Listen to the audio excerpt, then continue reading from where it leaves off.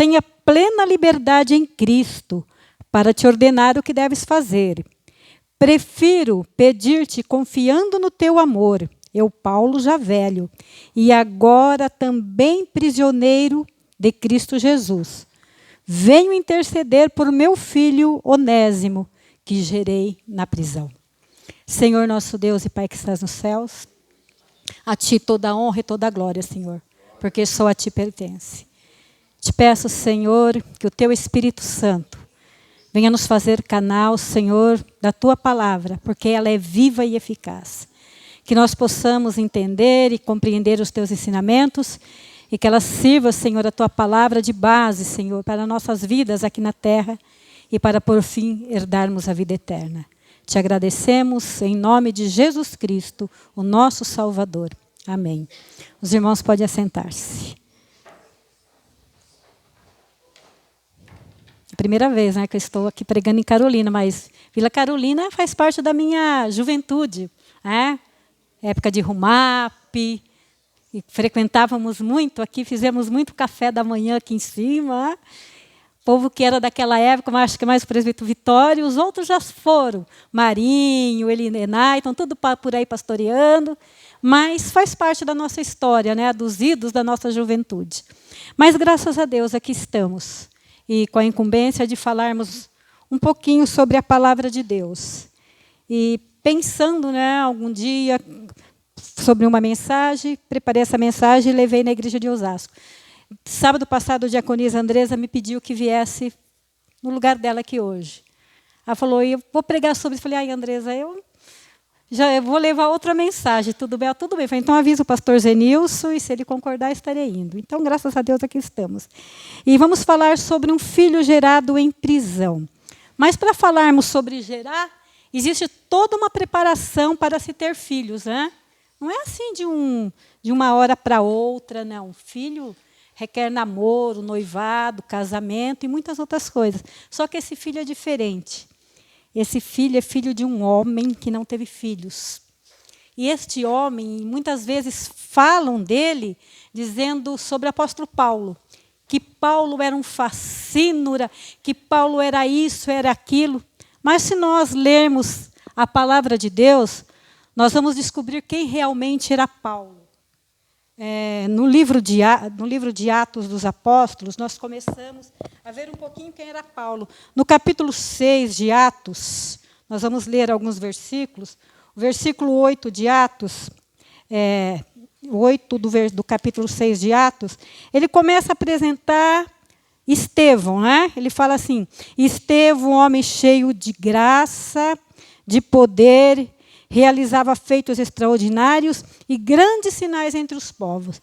E dentro da vida de Estevão é que nós começamos a conhecer Paulo.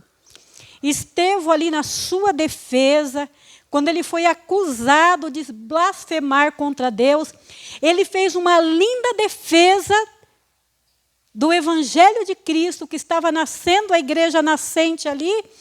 Só que ele fez um apanhado desde Gênesis, passando pelos nossos pais, os patriarcas que foram para o Egito, a volta do povo do Egito, os profetas, o nascimento de Cristo na plenitude dos tempos. Mas aquele povo se irritaram, se iraram, taparam os seus ouvidos e preferiram apedrejá-lo. E dentro desse contexto, no capítulo 7, no versículo 57 em diante, nós começamos a ver o surgimento de um homem. Aos olhos, assim, se você não olhar profundamente, aparentemente um homem maligno, né? Um homem desprovido de amor.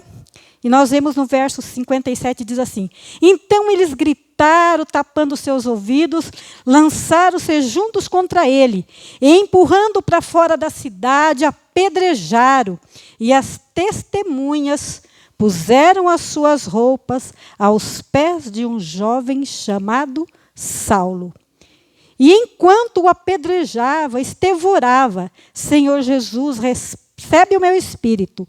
E pondo-se de joelhos, clamou em alta voz, Senhor, não lhes atribui este pecado, Tendo isto acontecido, adormeceu. E Saulo aprovou a sua morte. Você olhando assim, quem é Saulo?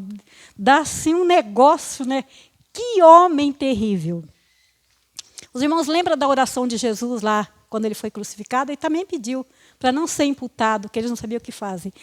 E a oração de Estevão, a mesma coisa. E Saulo era o representante do Sinédrio, que estava ali como testemunha que havia sido cumprida a lei. Porque a lei, se lemos o Pentateuco, nós vamos ver que aquele que falasse contra Deus, que usasse de blasfêmia contra Deus, seria apedrejado. E Paulo estava ali como representante do Sinédrio para ver que a lei foi cumprida. Olha, irmãos, que interessante, né? E Paulo continuou na sua saga. Em Atos capítulo 9, do versículo 1 ao 19, diz assim: Saulo, porém, ainda respirando ameaças de morte contra os discípulos do Senhor, dirigiu-se aos sumos sacerdotes e pediu cartas para a sinagoga de Damasco, a fim de que, caso encontrasse alguém do caminho, não eram cristãos, irmão, era o pessoal do caminho, de Jesus de Nazaré, que seguiam a Jesus de Nazaré, o povo do caminho, tanto homem como mulheres, os conduzisse presos a Jerusalém. Seriam judeus que estavam em Damasco, porque ele não poderia prender de outras nacionalidades. E aí começa a história de Saulo. E Saulo foi caminhando, e antes dele chegar em Damasco, ele teve um encontro com o Senhor. Ele teve um encontro com o Senhor. E o Senhor veio e falou com ele: Saulo, Saulo, por que tu me persegues? Ele era um homem que conhecia a palavra de Deus. Ele foi criado aos pés de Gamaliel, doutor da lei, o maior mestre daquela época.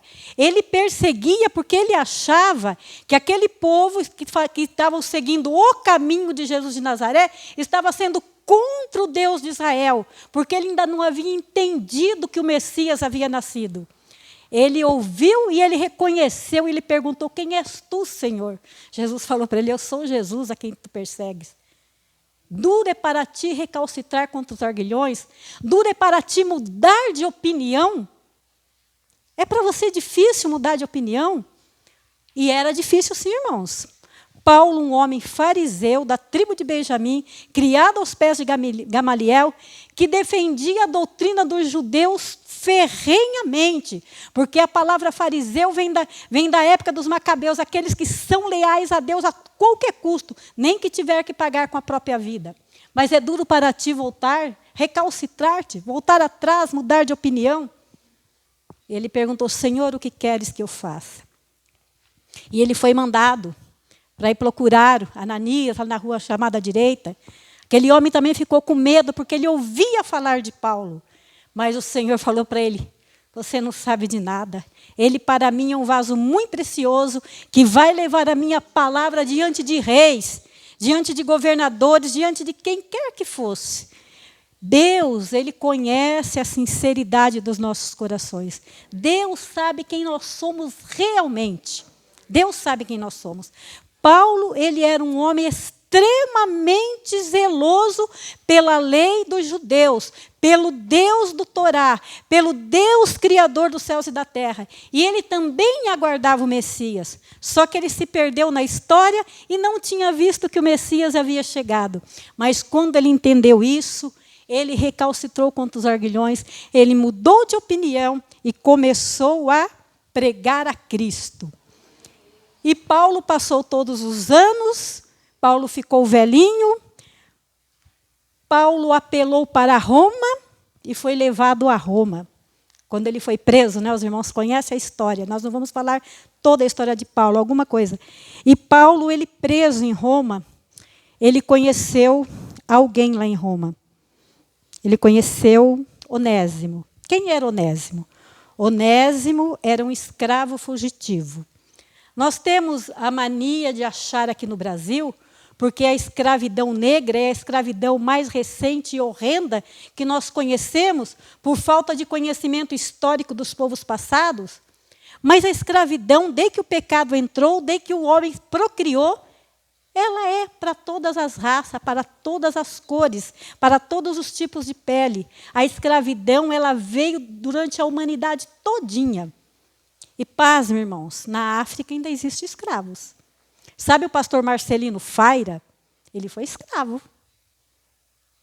E às vezes a gente fica se doendo, pensando que a escravidão foi só com o povo negro. Onésimo não era negro, Onésimo era escravo. Ele era um escravo que fugiu do seu senhor. Porque ninguém quer ser escravo. Nós não nascemos para ser escravos, como não nascemos para morrer. Mas o pecado nos levou à morte e à escravidão. Os homens, sem temor a Deus, começaram a se escravizar. E Paulo, ele preso em Roma, já velhinho, né? Quem estava lá com ele, assessorando ele, Timóteo, tinha ido lá visitá-lo, e ele conheceu em suas prisões um homem chamado Onésimo. E ele manda uma carta para Filemão, começando com a leitura que o irmão leu, né? Paulo, prisioneiro de Jesus Cristo, e o irmão Timóteo, que estava lá com ele, a Filemão, nosso companheiro de trabalho, a nossa irmã Áfia, Arquipo, nosso companheiro de lutas, e a igreja que está em tua casa. Graça e paz a vós da parte de Deus, nosso Pai, e do Senhor Jesus Cristo. Paulo faz um preâmbulo aqui para Filemão, falando: sempre que me lembro de ti em minhas orações, dou graças a meu Deus por ti, pois tenho ouvido do teu amor e da fé que tens para com o Senhor Jesus e para com todos os santos. Ora, para compartilhar da tua fé, que a tua fé seja eficaz, pelo pleno conhecimento de que todo o bem que temos está em Cristo. Pois tive grande alegria e consolação por causa do teu amor, pois por meio de ti, irmão, o coração dos santos tem recebido ânimo. Irmãos, olha o apreço que Paulo tinha por Filemão. Ele chamando a Filemão a atenção, falando para Filemão que ele tinha recebido notícias, o quanto Filemão era amável com a igreja, cuidava dos irmãos, fortalecia o coração dos irmãos, zelava da igreja de Deus. Então ele lembra a Filemão tudo isso que Filemão era, porque testemunhavam de Filemão para Paulo. Aí Paulo faz um pedido, irmãos, a Filemão.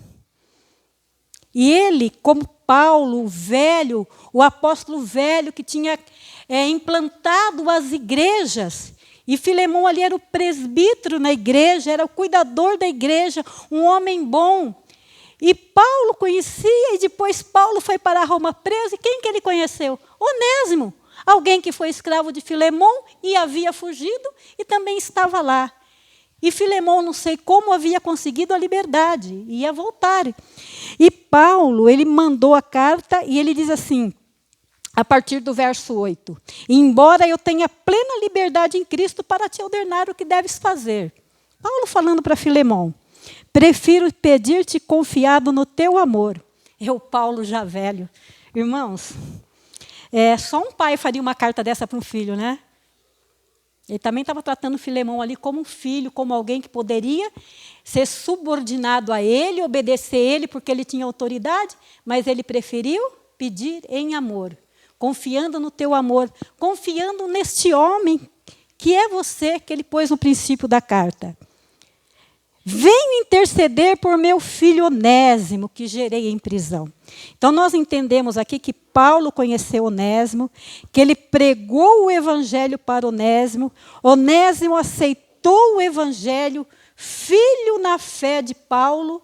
Onésimo era um escravo que estava ali fugitivo, mas ganhou a liberdade, tinha que voltar para o seu senhor, ou optar por continuar fugindo. Ser um escravo fugitivo. Mas pela carta, nós conhecemos, entendemos que Paulo aconselhou ele a voltar para o seu Senhor.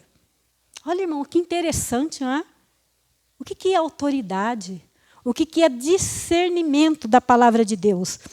E Paulo mandou essa carta a Filemão para ele receber Onésimo, né?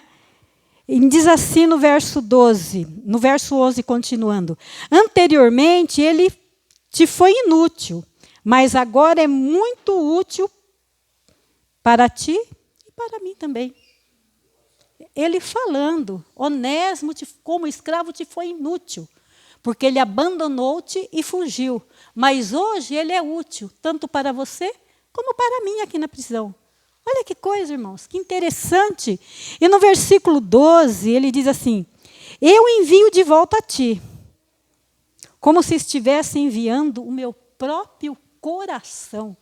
Irmãos, olha que coisa, né? A Bíblia tem cada joia assim preciosa que a gente nem imagina.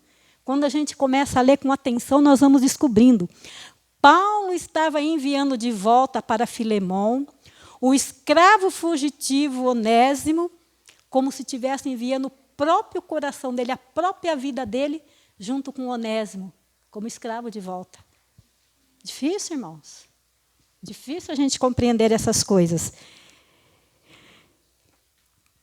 E ele ainda fala no versículo 13, eu gostaria de mantê-lo comigo para que em teu lugar, Filemão, me servisse.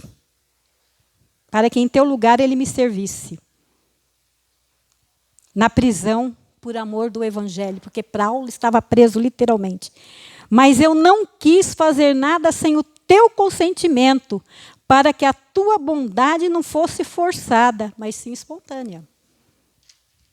Pode ser que ele te tenha separado de ti por algum tempo, para que pudesse reavê-lo para sempre, não mais como escravo. Aliás, melhor do que escravo, como irmão amado, particularmente por mim, Paulo, e mais ainda por ti, Filemão, tanto humanamente como também no Senhor. Que difícil situação para Paulo, para Onésimo e para Filemão. Paulo, ele estava ali na prisão, precisava ser cuidado, porque Paulo estava velho, debilitado e praticamente cego. Ele assinava as cartas, mas os outros escreviam com ele. Os irmãos podem ver que ele falava assim, aqui assinei do meu próprio punho. Onésimo, escravo, convertido, tinha que optar ou continuar fugindo ou voltar para o seu senhor. E Filemão, presbítero da igreja, amado, admirado, tinha o testemunha da igreja, teria que receber um escravo fugitivo de volta, como se fosse o próprio coração de Paulo, para receber mais do que escravo, como irmão e no Senhor. Olha o que o evangelho nos põe. Aí eu falo assim, não é difícil não, o evangelho agrega. Olha a agregação que o evangelho fez desses 3 homens. Um homem que perseguia, que foi transformado, mudou de opinião. Um homem que era senhor de escravos e agora é presbítero de igreja. Um escravo fugitivo que agora é convertido. E Deus uniu esses 3 homens no amor de Cristo. Olha aqui ao Senhor. E Paulo, ele não se impôs. Olha o que é autoridade, não autoritarismo. Ele não se impôs. Ele pediu para Filemão. Praticamente aquele pediu, sabe o que, irmãos? A carta de alforria de Filemão, não foi? Foi isso que ele pediu aqui. Recebe ele como irmão, porque ele é útil no evangelho. Assim se me consideras, irmão, versículo 17, recebe-o como recebesse a mim mesmo. E se ele te causou algum prejuízo, ou te deve alguma coisa, lança-o na minha conta. Lembra do que aqui, irmãos? Do bom samaritano. Cuide dele. Eu vou seguir viagem. Quando eu voltar, o que você gastou a mais, eu pago por ele. O bom samaritano que cuidou daquele homem que estava caído no caminho, que nem o sacerdote, e nem o levita, e nem ninguém quis cuidar, porque todos estavam ocupados. Nós vemos aqui repetindo com Paulo. Paulo lá na prisão, ainda falou para Filemão, se esse homem ainda te deve alguma coisa, lança na minha conta. Mas recebe ele com amor. Eu, Paulo, escrevo isso do meu próprio punho, e o pagarei para não mencionar que tu me deves a ti mesmo. Se, irmão, gostaria de ser beneficiado por ti no Senhor, dê ânimo ao meu coração em Cristo. Eu penso como Paulo se sentiu, né? Tendo que se apartar de alguém que cuidava dele, interceder por aquele homem, devolver ele para Filemão, crendo que Filemão, como homem de Deus, ia cumprir aquilo que Paulo pediu, sem impor, mas confiando no amor. Nós lembramos de Deus, lá em João 3,16. Sem merecimento nenhum da humanidade, Deus se despojou do seu bem mais precioso, o seu único filho, porque Deus amou o mundo de tal maneira que enviou o seu Filho unigênito para que todo aquele que nele crer não pereça, mas tenha vida eterna. Deus amou a mim, a você, ao mundo, amou a Paulo, amou a Onésimo, a Filemão. Um filho que Paulo gerou em prisões, preso por amor ao Evangelho de Cristo. Ele gerou esse homem e deu condições desse homem voltar a ter uma vida digna. Irmãos, nós precisamos recalcitar, voltar a algumas coisas que nós cremos, né? Nós ouvindo hoje aqui na escola bíblica, presbítero Vitório, né, que a gente tem muita estima, conhece há muitos e muitos anos, falando, né, que se ele pudesse voltar atrás, faria muita coisa diferente. E isso é bênção de Deus em nossas vidas. É isso que o Evangelho é. Boas novas, nos renova, nos traz a refletir para que as coisas sejam melhores do que foi no passado. E a vida de Filemão, como líder de igreja, eu creio que ela foi muito melhor depois que Onésimo voltou. Porque ali ele reconheceu o amor de Deus por ele, o amor de Deus por Onésimo e, sobretudo, um homem que se permitiu ser pastorado por Paulo. Porque hoje, irmãos, a gente de longa carreira aí na igreja, a gente vê o quanto está difícil para os pastores pastorear as igrejas. Pastor Félix, as pessoas não aceitam ser pastorado.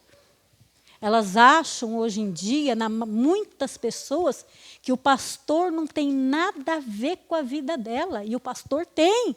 Ele é pastor dela, ele cuida da alma dela. A Bíblia diz assim que nós não podemos fazer os nossos pastores sofrer, porque eles velam pelas nossas vidas. Eles velam, a palavra vela vem de luz. Eles trabalham para iluminar as nossas vidas, para dar luz às nossas vidas, nos esclarecendo a nossa vida através da palavra de Deus.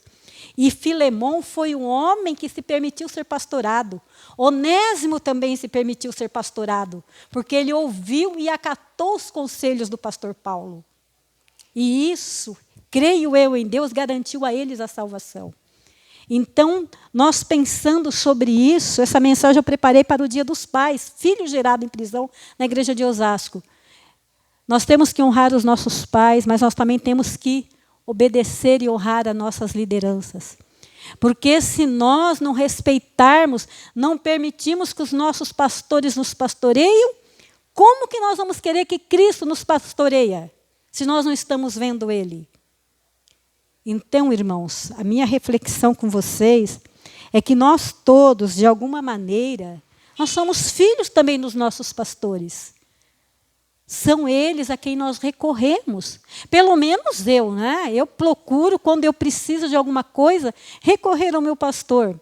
Pastor Zenilson não me pastoreia mais. Mas quantas dificuldades nós tivemos com transição de pastor, com mudança. Pastor Félix deve estar a par de algumas coisas. Quem eu peço socorro? O pastor Zenilson.